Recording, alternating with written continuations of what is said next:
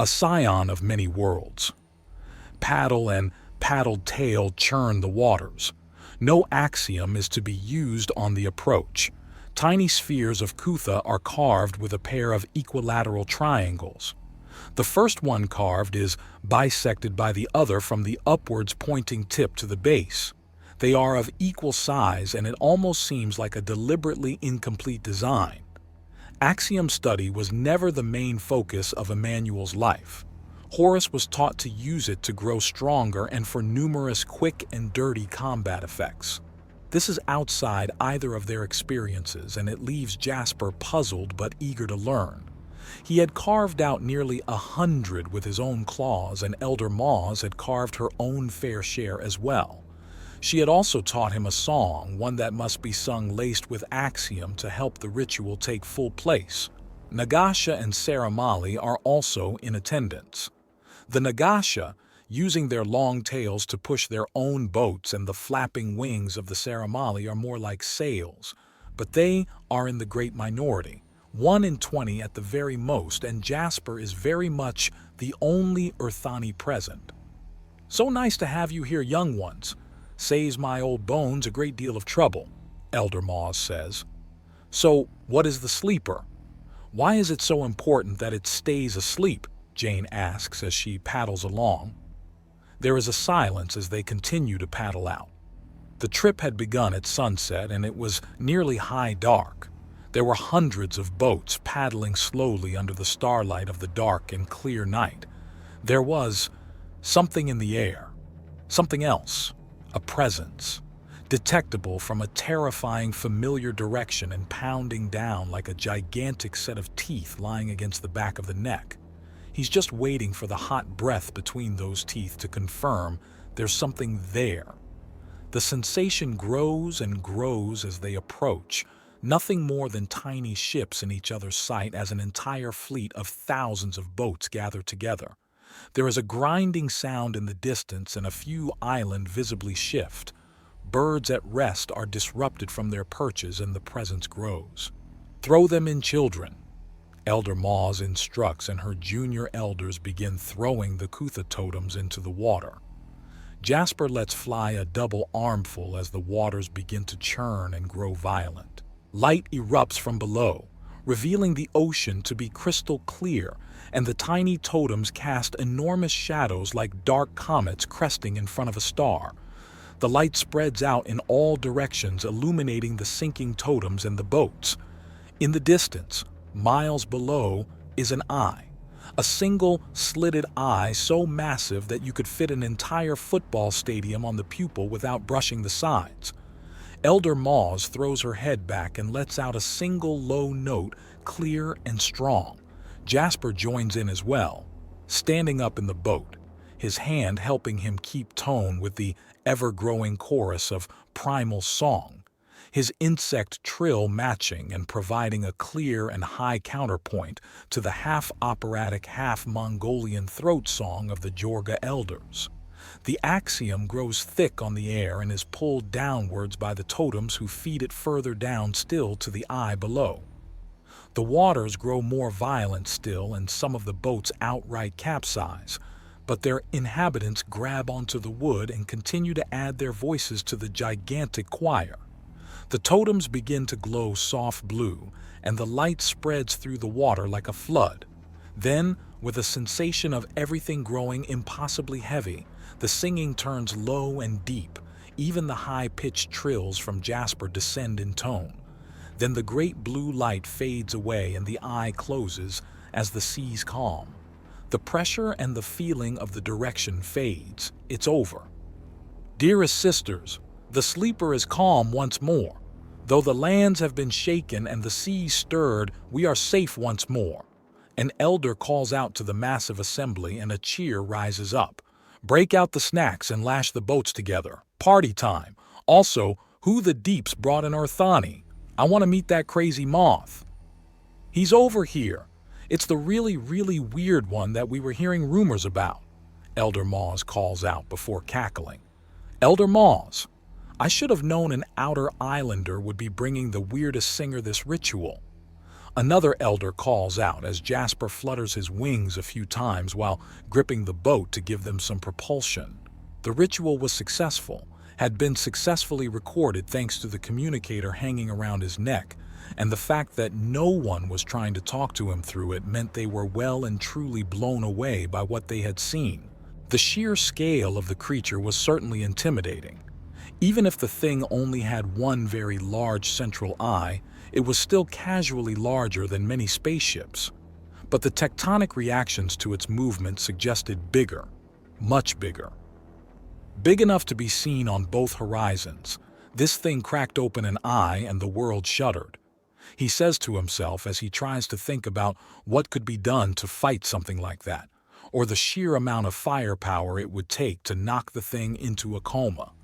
He has no more doubts about exactly what caused the original colony ship to crash, and likely what destroyed the research outposts in the area as well. He was looking for ancient conspiracies, and the whole time it was just a wild animal that wandered in. Good grief. It was like ramming a motorboat into a full-grown shark. Sure, the shark's dead, but the boat's fucked too. "You're a big one. What do you eat?" an elder asks, as she tosses over some ropes. Both boats are quickly lashed together, tight enough that there's no more than a foot between them, but there's enough slack to ride the waters. "Pretty much everything I can. You need to when you're this size," Jasper answers. "Prove it," she says, tossing him something. It's a leather pouch that's been sealed waterproof and corked. He pulls out the cork and sniffs before smiling and throwing it back. "Wait. I don't want to hog it all." "Drink it all," the elder says, and he shrugs before throwing back the rest of the seaweed booze. He even squeezes the wineskin to make sure he gets every drop. "That should have knocked you clean down." "I'm not just bigger. I've got all sorts of fun little bits inside me. You're going to have to look in order to find something that can poison me," he notes. "It wouldn't have hurt you, just given you a hell of a headache in the morning," the elder says as Jasper hands back the empty wineskin. "That's odd. Where did you get those?" the elder asks, and Jasper chuckles. "A bit of a story there?" "A lot of story there. One that's long and winding for the full explanation and downright absurd if you summarize it." "All right then, I want both," she declares before calling out. "Hey girls, get over here. The moth's got a story." It takes minutes at most for the boats to be all lashed together, and Jasper chuckles at the impromptu party. Torches, glowing crystals, and small fire bowls are all over to add more light to the area. "All right then. To begin my tale, you must know that despite Lacran being cut off and away from the rest of the galaxy, there are still others out there, and the galaxy still turns and churns even with us all here.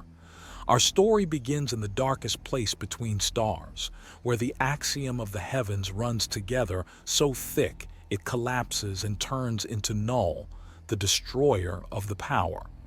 Within that place, within that darkness upon which nearly all known life fades and fails, is a world not too unlike Lacran.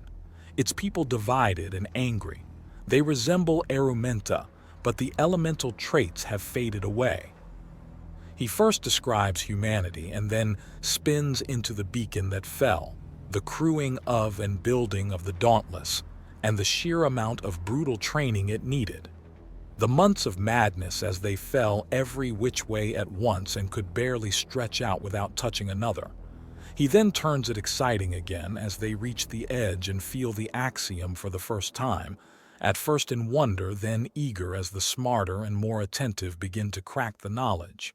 He tells them of an enormous presentation, of marching in formation and the whisperings of using the power to grow as mighty as they may, of experiments and learning.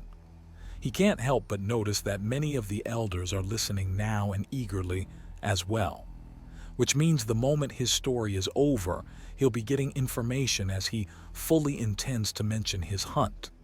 The story goes in circles, and there's a lot of interest when he gets to waking up as an Earthani and then realizing he's a copy.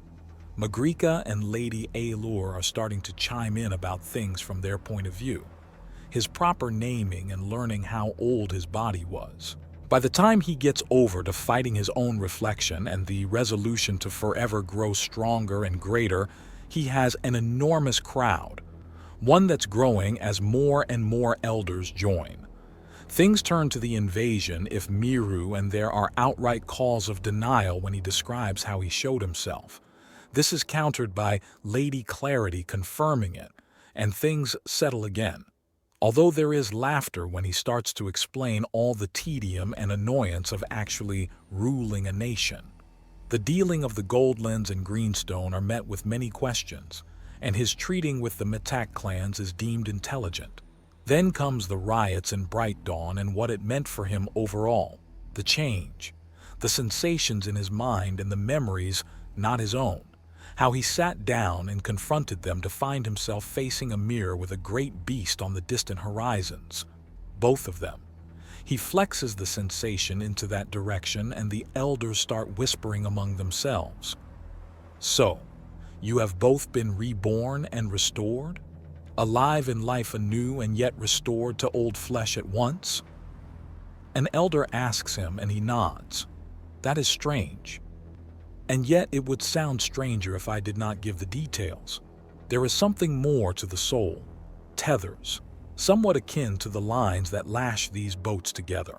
They bind the soul and body as one. The sleeper, I believe it to be an old and powerful member of that which strips away tethers. It being here, asleep and helpless, has pushed back others of its kind. Your ritual in pacifying this beast has allowed me to fully restore myself. If not for its presence, then who I was as Emmanuel would have been lost as I became whole. They start asking more questions then, but a lot of them seem to strangely lose interest, as if they had expected something even odder and more fantastical than coming back from the dead. Tough crowd. But to be fair, these are the women that just put a titanic horror to sleep. So there's no way of really knowing what they consider amazing or not. So he goes into what life was like as Emmanuel, teaching them of how people can be born of other races and the way things are done. He uses his communicator to bring up the image of a brute arcana and shows them all a type of person they've never seen before. That got their attention. The story continues from his teachings to his death. Emmanuel lived a very scholarly life. He then explains his dealing with the breakaway empire and how it was an assassin that brought his attention there, how he had fought in the arena and offered gifts freely. There is outright laughter at his logic at why the empire should like him. He then mentions the broken soul and information starts pouring out. Everyone has heard a story and some even know a way. Banshee is paying close attention now. Some call for the story to continue and he shrugs. But you're there for the rest of it. We've caught up. That's my whole life and... He looks up at the sky. Several hours of an explanation. The gathering laughs and many turn away.